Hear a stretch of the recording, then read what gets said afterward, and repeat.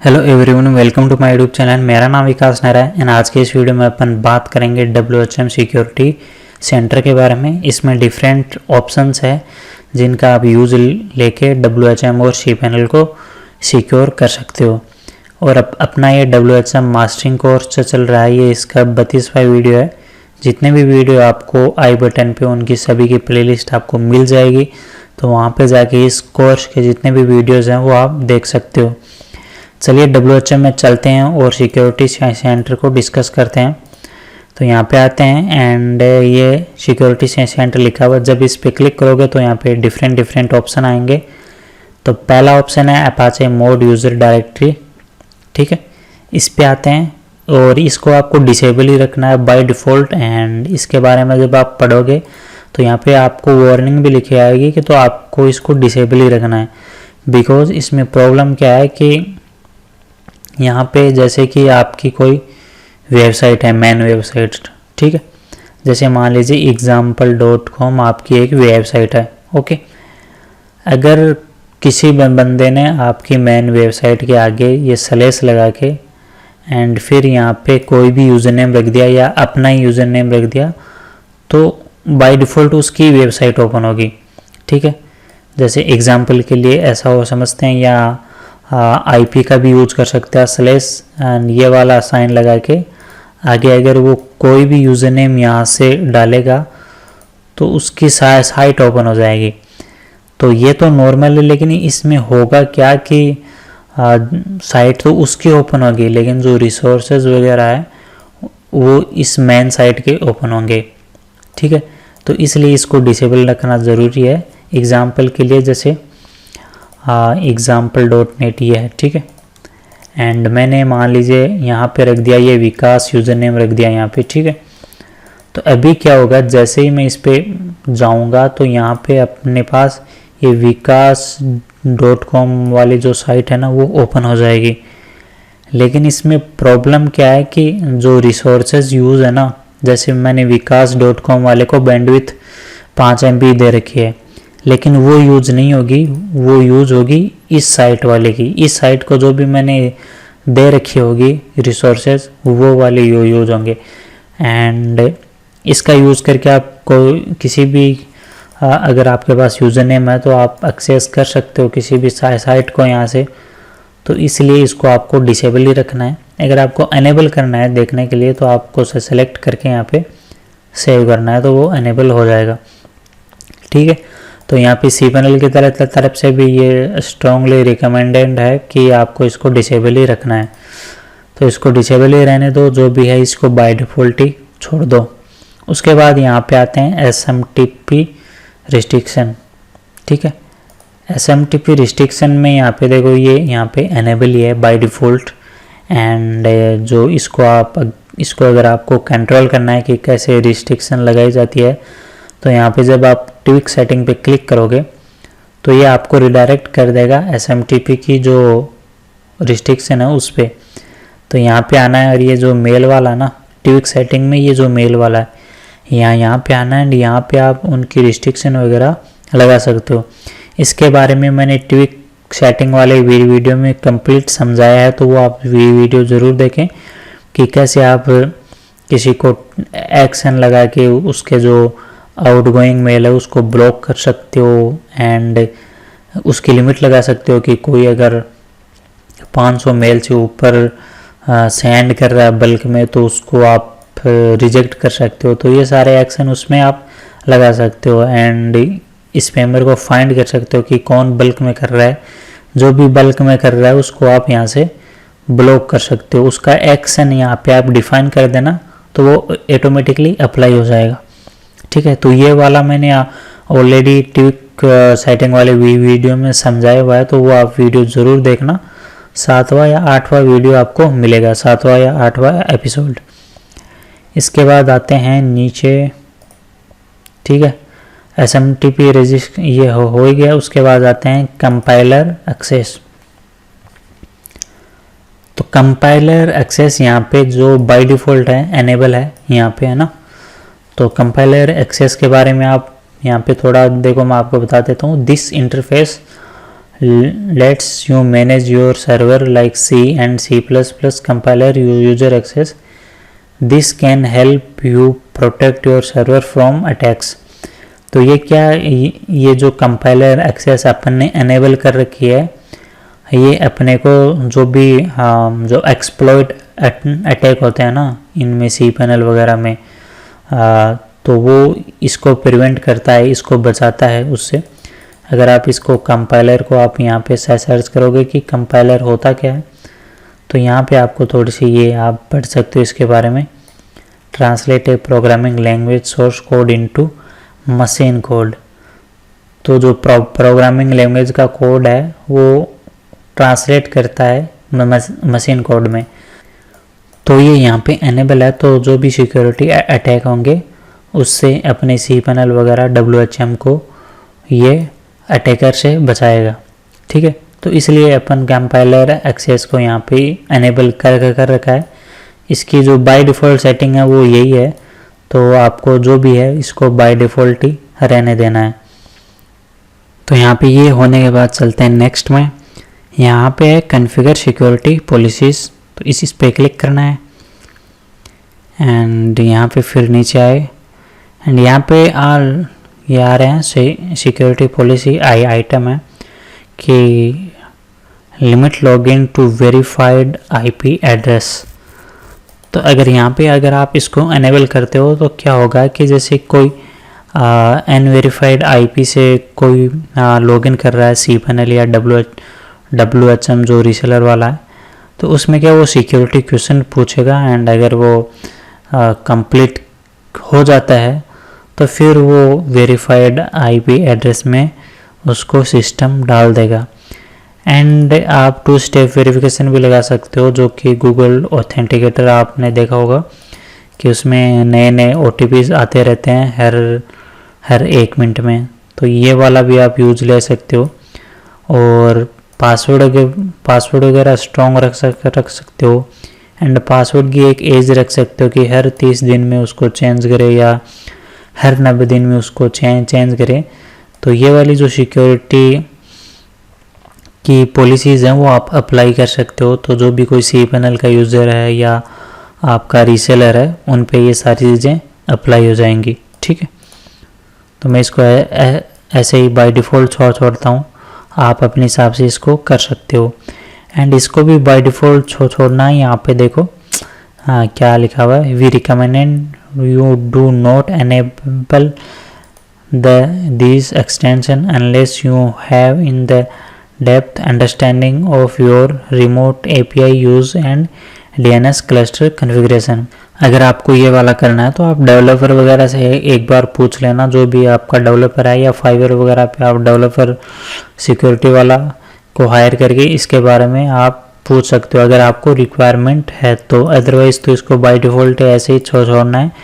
And इनको भी आप यहाँ पे सबको सेलेक्ट करके एंड जो पासवर्ड की एज है वो मिनिमम रखें 30 डे। आपने देखा होगा कि ऑलमोस्ट साइटें जो मतलब हर महीने आपसे पासवर्ड वगैरह चेंज करवाती हैं, तो वो पासवर्ड एज में आता है। ठीक है, इसको सेव कर देते हैं। उसके बाद आते हैं यहाँ पे नीचे है CP help brute force protection. ठीक है, इस पे क्लिक करते हैं। तो जैसे यहाँ पे CP हेल्प में आते हैं तो यहाँ पे आप नीचे स्क्रॉल करोगे तो यहाँ पे 2-3 टाइप हैं। एक तो यूज़र नेम बेस्ड प्रोटेक्शन, एक है IP बेस्ड प्रोटेक्शन और एक है 1 डे ब्लॉक। तो ये जो IP बेस्ड प्रोटेक्शन और ये यूज़र नेम बेस्ड प्रोटेक्शन है, इनका मैं आपको बता देता हूँ।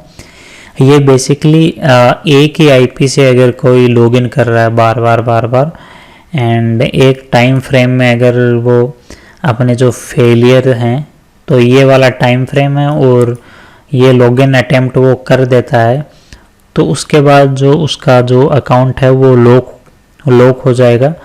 एंड अगर जैसे यहाँ पे आपने ये बेसिकली फेलियर है कि फेलियर आप कितनी बार कर सकते हो, 10 बार या 15 बार, और ये बेसिकली टाइम है। इस टाइम फ्रेम में जो अटैकर है या जो भी अनवेरीफाइड IP से लॉगिन अटेम्प्ट हो रहे हैं तो फिर अगर ये अटेम्प्ट पार कर देता है तो उसके बाद जो अकाउंट है वो लॉक हो जाएगा, ठीक है। एंड अगर आप 15 की जगह अगर आप 0 रख देते हो, मतलब अगर आपने यहाँ पे 15 रखा है तो इसका मतलब आफ्टर फेलियर हर मतलब 15 मिनट के लिए लॉक हो जाएगा, उसके बाद आपको लॉगिन करने को मिलेगा। अगर आप यहाँ पे 0 रखते हो तो फिर वो लॉक ही रहेगा, ठीक है। यहाँ पे बाय डिफ़ॉल्ट 15 रखा हुआ है एंड यहाँ पे आपको ये वाला सेलेक्ट करना है, apply protection to local address only. Okay, उसके बाद ये सेम वाला यही है, ये बेसिकली आईपी के साथ है कि यहाँ पे जो टाइमिंग है वो है 15 मिनट और जो मैक्सिमम फेलियर पर आईपी है 5, ठीक है। उसके बाद वो आईपी ब्लैकलिस्ट में डाल देंगे कुछ टाइम के लिए, उसके बाद तो वापिस से आप लॉगिन ट्राई कर सकते हो। एंड यहाँ पे 1 डे का भी ब्लॉक है कि आप एक कंप्लीट होल डे के लिए उस आईपी को ब्लैकलिस्ट कर सकते हो कि इतने अगर फेलियर होते हैं एक आईपी से तो आप उसको 1 डे के लिए ब्लॉक कर सकते हो उस आईपी को, ओके। एंड जो आईपी ब्लॉक हुई है, जैसे कि मान लीजिए आपका यूज़र है वही ट्राई कर रहा था लॉगिन करने की, ठीक है, तो उसको अगर उसकी आईपी ब्लैकलिस्ट हो गई तो आप ब्लैकलिस्ट में जाके उसको वाइट लिस्ट कर सकते हो। अगर उसकी आईपी को अगर आपको रखना है कि वो कितने ही अटेम्प्ट करे, उसको लॉक वगैरह नहीं करना, तो आप वाइट लिस्ट मैनेजमेंट में जाके उसकी आईपी यहाँ पे डालनी है और ऐड पे क्लिक कर देना है। तो उसके बाद ऐसा नहीं होगा बिकॉज उसकी आईपी अपन वाइट लिस्ट वाले में डाल चुके हैं, ठीक है। तो यहाँ पे आप जो भी लॉगिन अटेम्प्ट होते हैं तो वो आप यहाँ पे उसको रिड्यूस कर सकते हो कि हाँ इतने मिनट में इतने हो, अदरवाइज उसको ब्लॉक कर दें। आईपी यहाँ पे देखो ये वाला ना जो 1 डे ब्लॉक वाला, इसको आप कम भी कर सकते हो, 10 के करीब रख सकते हो कि पर आईपी से अगर 10 फेलियर हो रहे हैं तो उसके बाद वो 1 डे के लिए ब्लॉक हो जाए। एंड उसके बाद यहाँ पे है नोटिफिकेशन कि कोई भी अगर ये है ना, send notification upon the successfully root login when the IP address is not on the white list. अगर ऐसी आईपी से लॉगिन हो रहा है कि जो अपन ने वाइट लिस्ट में उसकी आईपी नहीं डाल रखी है तो यूज़र को एक नोटिफिकेशन चला जाएगा कि your account login with this new IP, ठीक है। ऐसा आपने देखा होगा कई साइटों का ईमेल आता है, तो वो आप यहाँ पे कर सकते हो। ऐसा ही ये नीचे वाला है, तो जो भी आपको अलाउ करना है यहाँ पे इसको सेलेक्ट कर लेना है। तो जैसे मेरे को ये वाला ऊपर वाला सही लगा तो मैंने इसको सेलेक्ट किया एंड इसको सेव पे क्लिक कर दिया, ठीक है। तो यहाँ पे वाइट लिस्ट मैनेजमेंट में आप जो भी आपके यूज़र की आईपी है वो यहाँ पे आप डाल सकते हो कि फिर उसको क्या फ्यूचर में ऐसी प्रॉब्लम नहीं आएगी। और ब्लैकलिस्ट वाले में अगर कोई भी आईपी ब्लैकलिस्ट है तो उसको आप यहाँ से रिमूव कर सकते हो। एंड कंट्री मैनेजमेंट में है कि आप कंट्री के हिसाब से इसको ब्लैकलिस्ट वगैरह कर सकते हो कि इस कंट्री की जो आईपी वगैरह है वो आप यहाँ से डायरेक्टली ब्लैकलिस्ट कर सकते हो। आपने जैसे यहाँ पे ब्लैकलिस्ट कर दिया कि जो अफगानिस्तान की आईपी से कोई भी लॉगिन कर रहा है तो वो लॉगिन नहीं होगा बिकॉज आपने यहाँ पे उसको डायरेक्टली पहले से ही ब्लैकलिस्ट उसको कर दिया है। तो आप कंट्री वाइज भी उसको ब्लैकलिस्ट कर सकते हो। एंड फिर हिस्ट्री रिपोर्ट्स में यहाँ पे जो भी अभी चल रही है, कौन लॉगिन हो रहा है, क्या हो रहा है, आईपी क्या, उसकी यूज़र क्या है, कंट्री क्या है, सिस्टम क्या है, ऑथेंटिकेशन सर्विस क्या है, तो वो आप सारी चीज़ें यहाँ पे देख सकते हो, ठीक है। तो यहाँ पे यही था सीपी हेल्क में। यहाँ पे जो लॉगिन अटैम्प्ट्स होते हैं उनको आप रिड्यूस कर सकते हो इनका यूज़ करके। फिर यहाँ पे आता है होस्ट एक्सेस कंट्रोल। तो यहाँ पे आओगे तो यहाँ पे आप अपनी जो पॉलिसी वगैरह है वो ऐड कर सकते हो अपने हिसाब से। तो यहाँ पे है कि डिमोन यहाँ पे आपको जैसे आप डिमोन में आपने डाल दिया ये वाला SSH सर्विस, SSHD का मतलब होता है SS सर्विस, जो कि अपन जैसे अपन पुट्टी में लॉगिन करते हैं ना वही। तो आप यहाँ पे एक्सेस लिस्ट में IP डाल सकते हो। तो जैसे मान लीजिए मैंने ये वाली IP डाली एंड इसको एक्शन में दे दिया कि अलाउ, ठीक है, अलाउ मैंने यहाँ पे इसको दे दिया। तो अभी क्या होगा कि जो अपन ने यहाँ पे डाला है SSD जो कि SSH कनेक्शन होता है उसके लिए, और जो एक्सेस अपन ने लिस्ट में ये IP डाली है और यहाँ पे एक्शन में उसको अलाउ किया है, ये करके जैसे ही अपन सेव होस्ट एक्सेस करते हैं तो अभी क्या होगा कि इस IP से मतलब पुट्टी की थ्रू अगर कोई लॉगिन करेगा तो वो लॉगिन हो जाएगा। अदरवाइज़ अगर मैं यहाँ पे अलाउ की जगह डिनाई कर देता हूँ तो वो काम नहीं करेगा, वो वहाँ पे SSH कनेक्ट उसका नहीं होगा। SSH का मतलब जो अपन पुट्टी वगैरह में लॉगिन करते हैं ना, ये वाला, ठीक है। जैसे आपकी PC की एक IP है, ठीक है, तो वो मान लीजिए आपने यहाँ पे डाल दी और उसको कर दिया यहाँ पे डिनाई, तो तब क्या होगा कि आपका SSH कनेक्ट नहीं होगा, ठीक है। अगर आप इसको अलाउ कर देते हैं तब आपका वापस से कनेक्ट हो जाएगा। तो इसको आप यहाँ से अलाउ और डिनाई कर सकते हो। यहाँ पे एग्जाम्पल के लिए भी यहाँ पे दिखा हुआ है, दिखाया हुआ है, ठीक है। अगर आप उसको डिनाई करना चाहते हो तो यहाँ पे ऑल कर देना एक्शन लिस्ट में सारी IP, तो जितनी भी IP होगी वो कहीं पे भी लॉगिन नहीं होगा। एंड यहाँ पे आप कमेंट में भी डाल सकते हो, कुछ भी जो आपको समझ में आए उस हिसाब से आप कमेंट यहाँ पे डाल सकते हो। इसका कोई क्राइटेरिया नहीं कि आप यही सब कुछ डालो, कुछ भी यहाँ पे आप डाल सकते हो, ठीक है। तो आप होस्ट एक्सेस के थ्रू SSH का कंट्रोल और अलाउ डिनाई उसको आप कर सकते हो। तो फिर यहाँ पे आते हैं, यहाँ पे लिखा हुआ है मैनेज एक्सटर्नल ऑथेंटिकेशन, तो इस पर क्लिक करते हैं एंड फिर यहाँ पे ये मैनेज एक्सटर्नल ऑथेंटिकेशन बेसिकली है क्या, जब आप WHM वगैरह में लॉगिन करते हो तो वहाँ पे ओनली आपके पास आपने वो यूज़र नेम डाला, पासवर्ड डाला, लॉगिन हो गए, लेकिन वो नहीं आता है login as a Gmail ID, login as a Facebook ID, तो वो आप यहाँ से कॉन्फ़िगर कर सकते हो। अभी मैनेज यूज़र 0 है तो यहाँ पे नो यूज़र्स अवेलेबल इस पे है। तो अभी अपने को क्लिक करना है कॉन्फ़िगर पे एंड यहाँ पे डिफरेंट ऑप्शंस आ जाएंगे जिनको आप यहाँ से एनेबल कर सकते हो। तो जैसे आपको लॉगिन इन वाया गूगल करना है तो इसको आप कॉन्फ़िगर कर सकते हो। इसमें आपको क्लाइंट ID और क्लाइंट सीक्रेट डालने पड़ेंगे जो कि आपको गूगल कंसोल में मिलेंगे, ठीक है। एंड ऐसे ही आप ये फेसबुक वाला कर सकते हो, इसमें आपको ऐप पासवर्ड और ऐप सीक्रेट की आपको डालनी होगी। जैसे ये है login as a cPanel ID, तो जैसे मैं इसको यहाँ से एनेबल करता हूँ, या एक सेकंड में इसको डिसेबल करके दिखा देता हूँ पहले। जैसे ये अपना लॉगिन URL है WHM का, मैं जब इसको यहाँ पे ओपन करता हूँ, एक प्राइवेट टैब में भी ओपन करता हूँ, तो जो अपना लॉगिन है वो ऐसा आता है, ठीक है। यूज़र नेम डाला, पासवर्ड डाला, ठीक। जैसे ही अपन इसको एनेबल करते हैं, यहाँ से एनेबल हो गया।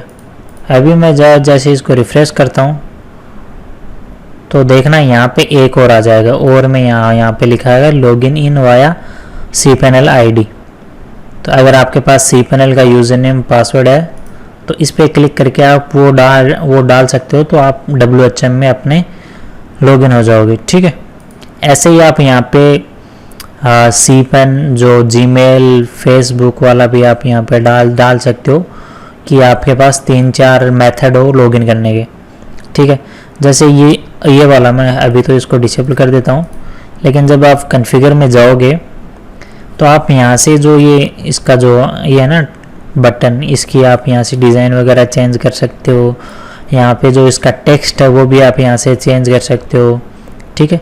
बटन का क्या टाइप होना चाहिए, बटन का आइकॉन क्या होना चाहिए, बटन का कलर क्या होना चाहिए, वो सारी चीज़ें आप यहाँ से कर सकते हो, ठीक है। ऐसे ही जैसे अगर आपको, जैसे मैं अभी दोबारा से जाता हूँ, उसके बाद जैसे लॉगिन इन वाया गूगल है, तो मैं जब इस पे कॉन्फ़िगर पे क्लिक करता हूँ तो यहाँ पे देखो इसका भी बटन आप डिज़ाइन कर सकते हो कि ऐसा दिखेगा नीचे, और यहाँ पे नीचे आके जो क्लाइंट आईडी और क्लाइंट सीक्रेट है वो आप गूगल कंसोल से लेके यहाँ पे डाल सकते हो, ठीक है।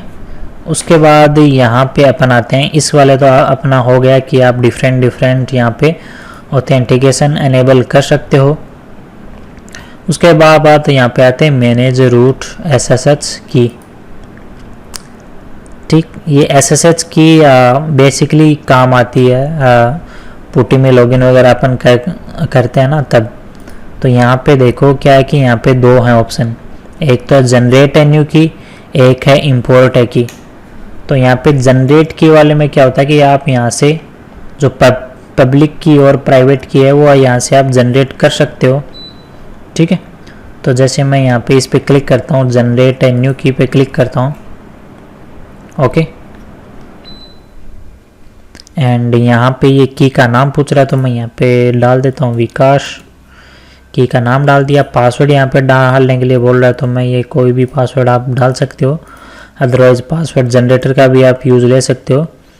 इसमें से ये वाला मैं बाय डिफ़ॉल्ट रहने देता हूँ जो की साइज़ है वो, एंड जनरेट पे यहाँ पे क्लिक कर दिया, ठीक है। जैसे यहाँ पे SSH की है वो जनरेट हो चुकी है। मैं रिटर्न टू SSH मैनेजर पे क्लिक करता हूँ तो यहाँ पे क्या होगा कि यहाँ पे जो एक तो पब्लिक की हुई है जनरेट, एक है प्राइवेट की, ठीक है। तो जैसे अगर आपको ये देखो ऑथराइजेशन स्टेटस यहाँ पे नॉट ऑथराइज है, तो पहले इसको मैनेज ऑथराइजेशन पे आपको क्लिक करना है एंड ऑथराइजेशन पे इसको क्लिक कर देना है, तो ये जो की है वो ऑथराइज हो जाएगी। फिर दोबारा से मैं उसी पे जाता हूँ एंड यहाँ पे स्टेटस ऑथराइज्ड है, ठीक है। आप यहाँ से व्यू एंड डाउनलोड की कर सकते हो। जब इस पे क्लिक करोगे तो यहाँ से आपका जो कोड है वो आपको मिल जाएगा, वो आप यूज़ ले सकते हो। मैं दोबारा से जाता हूँ रिटर्न और मैं ये पब्लिक की है ना इसको करता हूँ डाउनलोड, तो व्यू एंड डाउनलोड पे क्लिक करता हूँ एंड ये यहाँ पे पूछ रहा है कि आपको इसको जो चेंज करना है तो आप यहाँ से कर सकते हो। तो मेरे को क्या करना है, ये पासवर्ड कॉपी करना है आपको और यहाँ पे डालना है, तो यहाँ पे उसके बाद यहाँ पे क्लिक करना है कन्वर्ट पे। तो ये क्या करेगा, जो अपने को पुट्टी वाला फॉर्मेट यहाँ पे जनरेट करके दे देगा जो कि PPK फॉर्मेट होता है।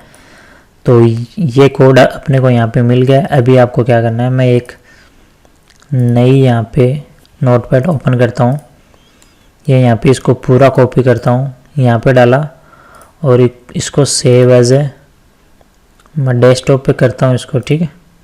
डेस्कटॉप पे यहाँ पे आया और मैं विकास.ppk यहाँ पे सेलेक्ट कर मतलब डालता हूँ यहाँ पे, ठीक है। एंड यहाँ पे डाल के इसको सेव कर देता हूँ। अभी आपको क्या करना है, आपका जो पुट्टी है उसको ओपन करना है। पुट्टी मैंने ओपन किया और जो अपनी IP है वो यहाँ पे डाली। उसके बाद आपको क्या करना है, ये देखो नीचे लिखा हुआ है SSH, इस पे इससे पहले एक प्लस वाला साइन है तो इस पे क्लिक करना है। उसके बाद यहाँ पे देखो ऑथेंटिकेशन लिखा हुआ है, इस पे क्लिक करना है एंड ब्राउज़र में जाना है, तो ब्राउज़ करना है एंड जो यहाँ पे आपके पास है डेस्कटॉप पे है विकास.ppk, इसको सेलेक्ट करना है और यहाँ पे अभी ओपन पे क्लिक कर देना है, ठीक है। तो ये अभी पूछ रहा है यस, तो अपने को यहाँ पे टाइप करना है यस। यहाँ पे लॉगिन एज है, यहाँ पे आपको डालना है रूट और क्लिक इंटर कर देना है, ठीक है। अभी ये पासवर्ड पूछ रहा है तो पासवर्ड अपन डाल देते हैं। अपन यहाँ पे अभी लॉगिन हो गए हैं, तो इसका यूज़ करके आप यहाँ पे लॉगिन हो सकते हो। एंड इसके बाद जो सेकंड वाला है इसमें वो है कि अपन जैसे यहाँ पे मैं रिटर्न टू SSH मैनेजर में जाता हूँ और यहाँ पे एक तो था जनरेट वाला, एक है अभी इंपोर्ट की वाला। तो इंपोर्ट की वाले में क्या है कि अगर आपके पास पब्लिक की और प्राइवेट की है तो वो आप यहाँ पे डाल सकते हो एंड उसका जो नाम वगैरह वो भी आप यहाँ पे डाल देना। पासवर्ड अगर वो डालना चाहते हो तो आप यहाँ पे डाल देना। उसके बाद इंपोर्ट पे क्लिक कर देना। यहाँ पे तो आपको PPK ये बोल रहा है प्राइवेट की preference need for PPK import only, ठीक है। तो यहाँ पे ये आप जनरेट कर सकते हो। एक आता है पुट्टी कीजन आता है, पुट्टी कीजन। जब आप पुट्टी इंस्टॉल करते हो, जैसे मैं यहाँ पे लिखता हूँ पुट्टी, तो यहाँ से आप प्राइवेट की और पब्लिक की यहाँ से आप जनरेट कर सकते हो। जब आप जनरेट पे क्लिक करोगे तो आपको ये प्राइवेट की और पब्लिक की जनरेट करके दे देगा। तो प्राइवेट की तो आप इस वाले बॉक्स में डाल देना, पब्लिक की इस वाले बॉक्स में आप डाल सकते हो। ये भी बेसिकली अपन सिक्योरिटी के लिए कर रहे हैं कि अपने पास अगर अपन पासवर्ड नहीं यूज लें तो ये अपन जो PPK वाली फाइल है ये भी अपन यूज ले सकते हैं ज़्यादा सिक्योरिटी के लिए। तो इसलिए यहाँ पे यूज लिया जा सकता है। तो ये यहाँ पे देखो ये जनरेट हो रहा है अभी, ठीक है। तो ये यहाँ पे जो की है वो जनरेट हो गई। यहाँ पे दोनों ऑप्शन आ गए हैं, सेव पब्लिक की, सेव प्राइवेट की, ठीक है। इसका यूज करके आप ये वाला आप कर सकते हो। उसके बाद यहाँ पे आता है मैनेज व्हाइल ग्रुप यूजर, तो इस पे आते हैं। एंड यहाँ से आप क्या कर सकते हो, जैसे ये नीचे सारे यूज़र्स हैं, ठीक है।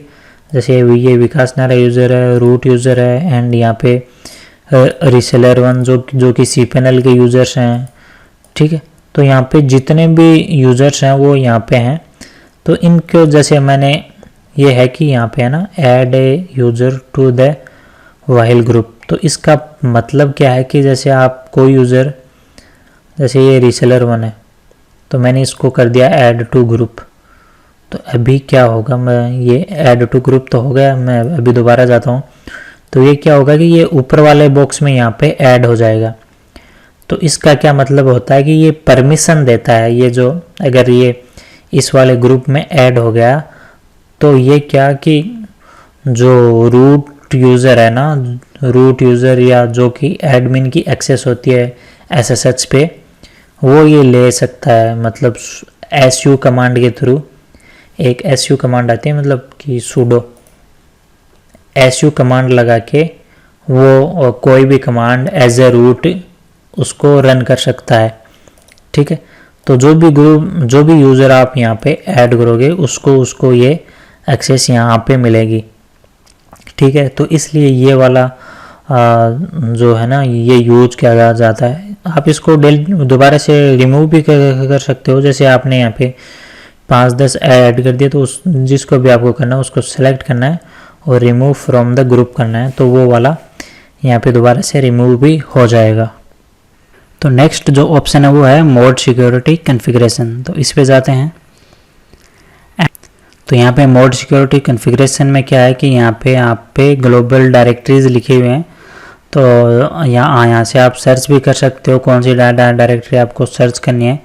तो यहाँ पे जैसे ऑडिट है, कनेक्शन इंजन है, रूल इंजन है, एंड जियो लोकेशन डाटाबेस है, गूगल से ब्राउजिंग डाटाबेस है। तो ऊपर वाले में आते हैं। इसमें क्या है कि ये बेसिकली लॉक्स के बारे में बता रहा है कि कौन से वाला अपने को स्टोर करना है। तो यहाँ पे है कि only log note worthy transactions, तो यही रिकमेंड है। यहाँ पे जो बेसिकली दो और ऑप्शन है कि do not log any transaction और लॉग ऑल ट्रांजेक्शन। तो अगर अपन सारे ट्रांजेक्शन अगर अपन स्टोर करेंगे तो उससे क्या होगा, अपने डिस्क स्पेस भी कम पड़ जाएगी और जो क्लाइंट और यूजर्स का डाटा है वो भी सिक्योर नहीं रहेगा। तो अपने को ओनली वही करना है जो कि हाँ उसकी वर्थ हो ट्रांजैक्शन की, तो उसी का ही लोग अपने को यहाँ पे क्रिएट करना है। तो इस पे यहाँ पे आप चेक कर दो। रिकमेंड भी यही है, जो cPanel की बाय डिफ़ॉल्ट है ना वही आप छोड़ देना अगर आपको उसके बारे में नहीं पता है। उसके बाद आते हैं कनेक्शन इंजन में। तो यहाँ पे do not process the rule पे यहाँ पे आप पे चेक है, इसी को भी बाय डिफ़ॉल्ट यहाँ पे आपको छोड़ना है ऐसे ही रूल वाले में। और बैकएंड कंप्रेशन में यहाँ पे इसको एनेबल किया हुआ है, ठीक है। उसके बाद यहाँ पे जियो लोकेशन डाटाबेस, यहाँ पे जब आप क्लिक करोगे तो गिटहब यहाँ पे ओपन हो जाएगा और इसके बारे में आप थोड़ा पढ़ सकते हो कि यहाँ पे अपने को क्या वगैरह डालना है। तो ये बेसिकली अपना बेसिक नीड में तो अपने को ज़रूरी है नहीं, तो मैं इसको ऐसे ही स्किप करता हूँ। अगर आपको इसके बारे में आप यहाँ से जानकारी ले सकते हो, ये जो इस पर क्लिक करोगे तो ये यहाँ पे आपको गिटहब पे यहाँ पे खोल देगा एंड यहाँ पे आप इसके बारे में पढ़ सकते हो। ओके, तो इसके ये सारा कुछ डाल के आप यहाँ से इसको सेव कर सकते हो। उसके बाद आता है यहाँ पे मोड सिक्योरिटी टूल्स। तो बेसिकली मोड सिक्योरिटी टूल्स में यहाँ पे आप रूल्स वगैरह ऐड कर सकते हो अपने हिसाब से। तो जैसे यहाँ पे है कि रूल लिस्ट पे जब आप क्लिक करोगे तो यहाँ पे 3 ऑप्शन आपके सामने आ जाएंगे। एक तो है हिट लिस्ट में तो क्या होगा कि जो भी आपने रूल ऐड किए होंगे उनके इवेंट आपको यहाँ पे शो हो जाएंगे। अभी कोई इवेंट नहीं है तो यहाँ पे शो नहीं हो रहा है। यहाँ पे उसकी date, host, source, status, rule ID यहाँ पे आपको शो होगी। तो हिट यहाँ पे ना हिट्स लिस्ट में तो आपको ये शो होगा। और यहाँ पे 2 और ऑप्शन है, एडिट रूल्स और ऐड रूल।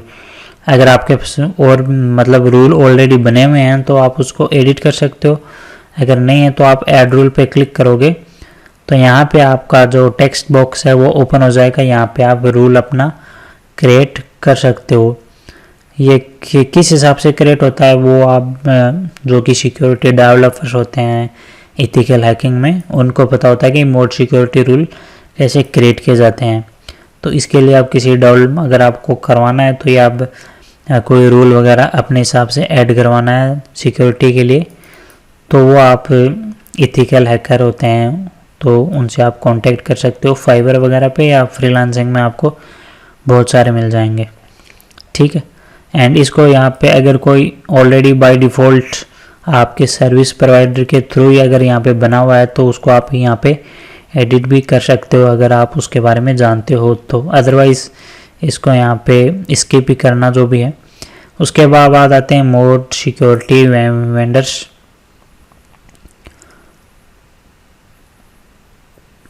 तो यहाँ पे मोड सिक्योरिटी वेंडर्स हैं। तो यहाँ पे आप ये एक वेंडर तो यहाँ पे बाय डिफ़ॉल्ट यहाँ पे है। अगर आपको और भी वेंडर ऐड करने हैं तो आप यहाँ पे आप ऐड पे क्लिक करके उसका जो वेंडर का कॉन्फ़िगरेशन यूआरएल है वो देना एंड वो डाल के यहाँ पे उस वेंडर की जो नेम वगैरह है वो यहाँ पे ऑटो डिटेक्ट हो जाएगा, या फिर आप डाल भी सकते हो। ठीक है, जो भी आप यहाँ पे यूआरएल डालोगे तो यहाँ पे उसका नेम, डिस्क्रिप्शन यहाँ पे ये उससे यूआरएल से यहाँ पे ऑटो डिटेक्ट हो जाएगा। अदरवाइज़ फिर आप यहाँ पे वो डाल भी सकते हो। ठीक है, यहाँ पे ये एक ही है मोड सिक्योरिटी को रूल सेट वर्जन 0.3, तो आप इसको भी यहाँ पे इंस्टॉल कर सकते हो। जैसे मैंने इस पर इंस्टॉल किया तो ये क्या कर रहा है, इंस्टॉल एंड रीस्टार्ट अपाचे। तो ये क्या करेगा, इंस्टॉल होने के बाद जो अपाचे है उसको रीस्टार्ट करेगा। तो मैं अभी इसको इंस्टॉल नहीं कर रहा हूँ, आप इसको यहाँ से इंस्टॉल कर सकते हो सिक्योरिटी के लिए। ठीक है, उसके बाद आते हैं यहाँ पे पासवर्ड स्ट्रेंथ कॉन्फ़िगरेशन। तो यहाँ पे बेसिकली जो अपन पासवर्ड की होती है ना कि 13 डिजिट होनी चाहिए, 15 होनी चाहिए, 20 होनी चाहिए, तो उनका बाय डिफ़ॉल्ट आप यहाँ से सेट कर सकते हो कि हाँ मेरे को 20 डिजिट वाला पासवर्ड जो भी है आपका यूज़र वगैरह वो डालेगा, तभी वो सिस्टम आपका अलाउ करेगा उसको। तो जैसे ये वाला था ऊपर वाला बाय डिफ़ॉल्ट। ठीक है, अगर आपको हर का चेंज करना है कि MySQL का पासवर्ड अपने को स्ट्रॉन्ग रखना है तो उसका आप 60 कर दो या उससे कम कर दो, तो आप सबका यहाँ से अलग अलग भी कर सकते हो। ठीक है, अगर आपको यहाँ पे डिफ़ॉल्ट रखोगे तो आप डिफ़ॉल्ट वाला सबका एक साथ सेट कर सकते हो कि हाँ यहाँ पे 40 डिजिट का एक होना चाहिए, तभी जो आपका सिस्टम हो वो अलाउ करेगा। तो वो यहाँ पे आप करके नीचे सेव पे क्लिक करना है, तो ये जो सेटिंग है वो आपकी सेव हो जाएगी। ठीक है, उसके बाद आते हैं नीचे सिक्योरिटी एडवाइज़र। तो जैसे ही आप सिक्योरिटी एडवाइज़र पे क्लिक करोगे तो क्या होगा कि जो ये ना, या तो ऑटोमेटिक यहाँ पे स्कैन स्टार्ट हो जाएगा, ये देखो ऑटोमेटिक हो गया, मैंने यहाँ पे कोई क्लिक नहीं किया। अदरवाइज स्कैन पे आप क्लिक कर देना यहाँ पे। बेसिकली ये क्या करता है, आपके सिस्टम को स्कैन करता है, जो भी प्रॉब्लम्स वगैरह होती हैं वो आपके सामने, ये जो रेड वाला ना उसमें तो आपको प्रॉब्लम दिखाएगा, और ऐसे वाले में इंफॉर्मेशन, और वेरीफाइड में ऐसा दिखाएगा कि हाँ प्रोटेक्शन यहाँ पे अनेबल है, एंड यहाँ पे प्रॉब्लम दिखाएगा। तो आप ये सिक्योरिटी एडवाइज़र का यूज़ करके प्रॉब्लम को आइडेंटिफाई कर सकते हो, जो कि सिक्योरिटी रिलेटेड प्रॉब्लम्स हैं, एंड उनको सोल्व करके आप अपने सिस्टम को सिक्योर कर सकते हो। ठीक है, हाँ ये इसमें स्कैन में टाइम लगेगा। ठीक है, ये देखो स्कैन कर रहा है अभी, एंड ये देखो नीचे भी यहाँ पे ये है रहा कि डाटाबेस डज नॉट एग्जिस्ट, तो ये सही है सिक्योरिटी के लिए। एंड ये रेड वाले प्रॉब्लम्स हैं, तो इनको आप यहाँ से आइडेंटिफाई कर सकते हो। ये देखो है ना, एंड ये वाला भी अपन आगे डिस्कस करेंगे। SSH password authentication is unable, तो अपन इसको डिसेबल करेंगे, तो उसके बारे में भी मैं आपको बताऊंगा। ठीक है, एंड ये यहाँ रहा कि ये वाला आप एंटीवायरस आपने इंस्टॉल नहीं किया है तो आप इंस्टॉल कर सकते हो। जब इस पर क्लिक करोगे तो ये इंस्टॉल वाले पे आपको ले लिया जाएगा, वहाँ से आप इसको इंस्टॉल कर सकते हो। ऑलरेडी अपने पास एक इंस्टॉल्ड है, मैंने ट्विक सेटिंग वाले में बताया था, यहाँ पे भी आपको मिल जाएगा कौन सा वो था, या फिर अदरवाइज़ आप यहाँ से जैसे ही उस लिंक पे क्लिक करोगे तो यहाँ पे देखो इंस्टॉलेशन यहाँ पे स्टार्ट हो गया है, तो ये वाला जो एंटीवायरस है ये इंस्टॉल हो जाएगा। ठीक है, तो यहाँ से आप जो भी प्रॉब्लम्स है वो देख के आप इम्प्लीमेंट कर सकते हो। ठीक है, अभी ये जो है ना SSH password authentication is unable, ये इसी का अपन देख रहे हैं यहाँ पे, ये भी बेसिकली इसमें आएगा, ये है ना SSH पासवर्ड ऑथेंटिकेशन ट्विक, इसमें अपन ये वाला डिस्कस करेंगे। अभी ये बाय डिफ़ॉल्ट यहाँ पे अनेबल है, उसको अपन डिसेबल करेंगे, एंड उसका मैं कारण भी बताऊंगा कि क्या है। उसके बाद आते हैं सिक्योरिटी क्वेश्चंस में, तो उसके बाद यहाँ पे आता है सिक्योरिटी क्वेश्चंस। ठीक, जैसे अपन सिक्योरिटी क्वेश्चंस में आते हैं तो ये बेसिकली जैसे अपन WHM एंड cPanel में अगर आप ज़्यादा बार लॉगिन करते हो और फिर भी लॉगिन नहीं हो रहा, तो जब भी लॉगिन होगा तो सिस्टम फिर आपसे सिक्योरिटी क्वेश्चन की डिमांड करेगा कि आप इनकी सिक्योरिटी क्वेश्चंस डालो। अगर आपके पहले के डले हुए हैं तो उनके आंसर आपसे पूछेगा। ठीक है, तो यहाँ पे जो सिक्योरिटी क्वेश्चन है इनको आप एडिट वगैरह कर सकते हो। जैसे आप यहाँ पे लिख सकते हो कि what is your friend middle name, यहाँ पे फादर है तो आप अपने हिसाब से यहाँ पे आप क्वेश्चन डाल सकते हो। ठीक है, तो यहाँ पे आप डाल सकते हो कि what was the name of your first PC, जो भी है फर्स्ट पीसी या फर्स्ट चाइल्डहुड फ्रेंड, तो वो सारे क्वेश्चंस आप यहाँ पे एडिट कर सकते हो। एडिट करने के बाद यहाँ पे आप सेव कर देना, एंड उसके बाद दोबारा से आते हैं सिक्योरिटी क्वेश्चंस वाले में।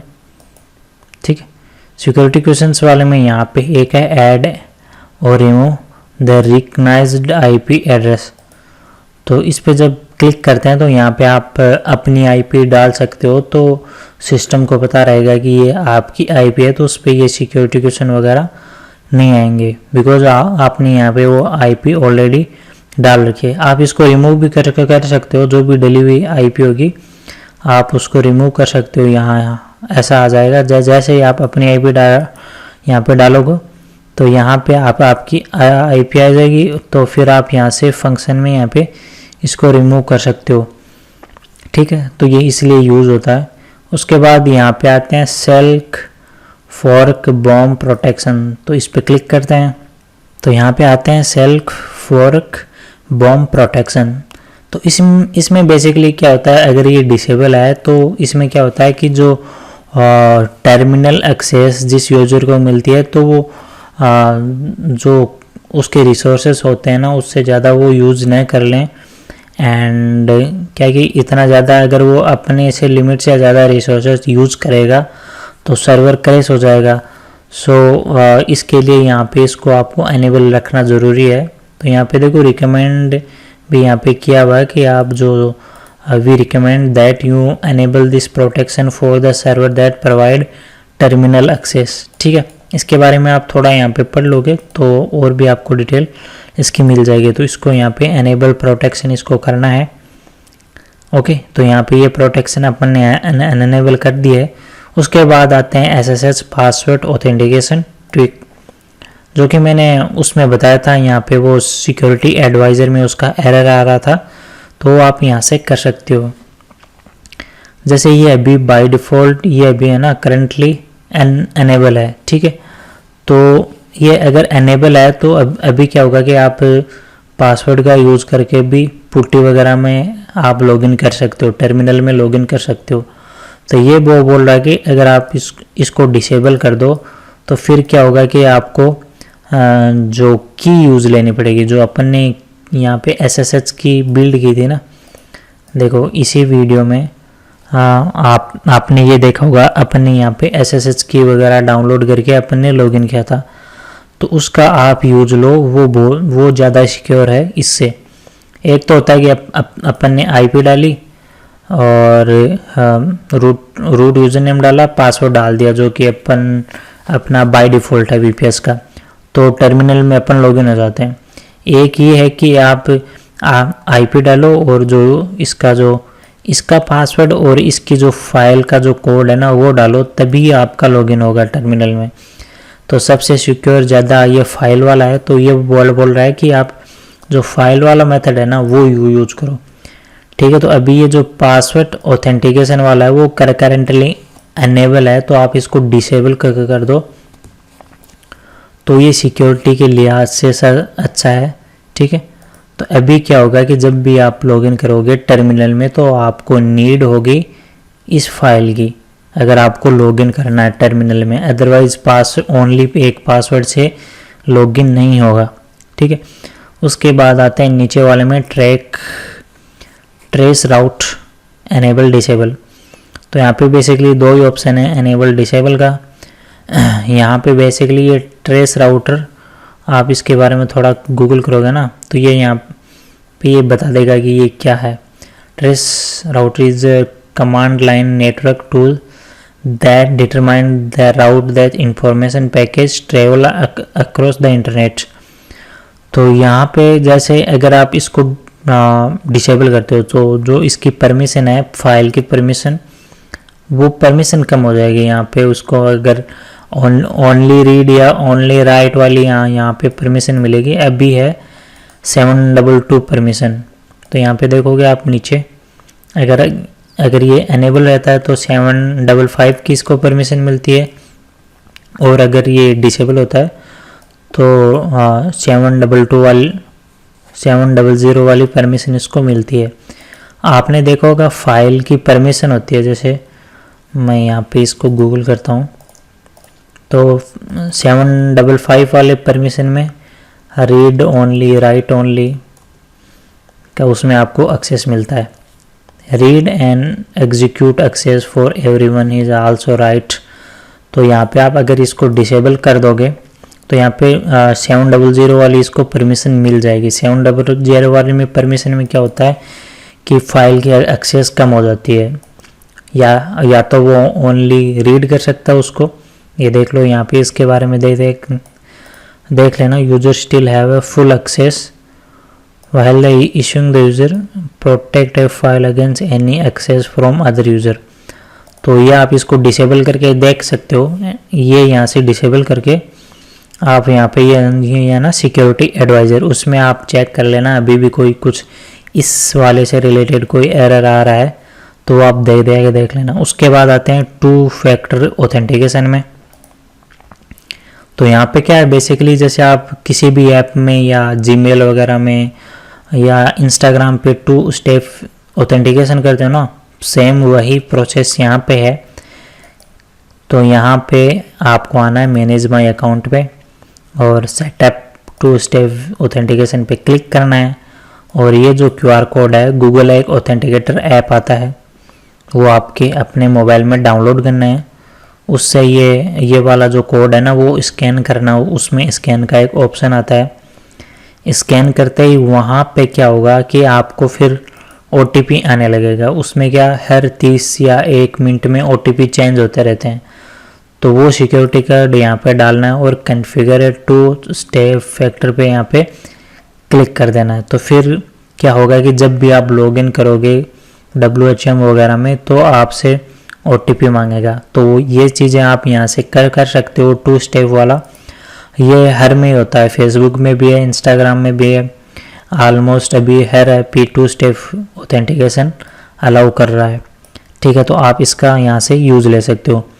तो इस वीडियो में अपन ने यही जाना था कि अपन सिक्योरिटी सेंटर में ये सारे ऑप्शन डिस्कस किए, कैसे आप अपनी सिक्योरिटी को इंक्रीज कर सकते हो। एंड अगर आपको पता लगाना कि अपन ने जो चेंजेस किए हैं वो सही है या नहीं, तो आप सिक्योरिटी एडवाइज़र में जाके जो आपका सिस्टम है वो दोबारा से आप स्कैन कर सकते हो, देखना कि हाँ पहले जितने अपने प्रॉब्लम्स थी अभी भी उतनी है या नहीं। ठीक है, अभी इस वाले में अपन ने ये जो SSH पासवर्ड ऑथेंटिकेशन किया है, लास्ट में जब मैंने ये आप 2-3 मिनट बैक करके देखोगे तो उस टाइम इसका भी एक एरर आ रहा था, तो वो भी चेक करते हैं अभी वो एरर एग्जिस्ट कर रहा है या नहीं कर रहा है। ठीक है, तो ये अभी इसको स्कैन कर रहा है, इसको स्कैन होने देते हैं। तो यहाँ पे देखो ये स्कैन कंप्लीट हो गया है एंड यहाँ पे वो वाला एरर नहीं आ रहा है जो है ना SSH पासवर्ड ऑथेंटिकेशन वाला, यहाँ पे एरर नहीं आ रहा है।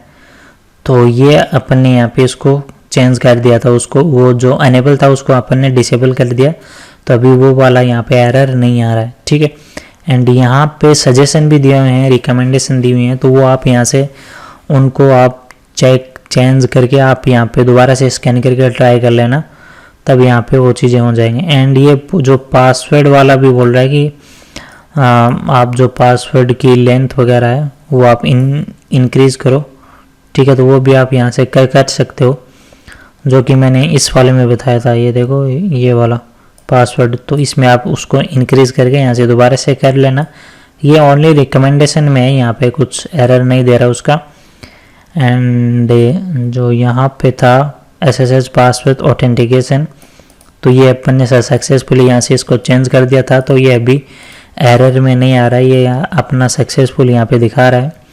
एंड ये भी जो अभी 3-4 एरर हैं, तो इनको आप यहाँ पे सर्च करके या इनको देख के आप यहाँ से सोल्व कर सकते हो।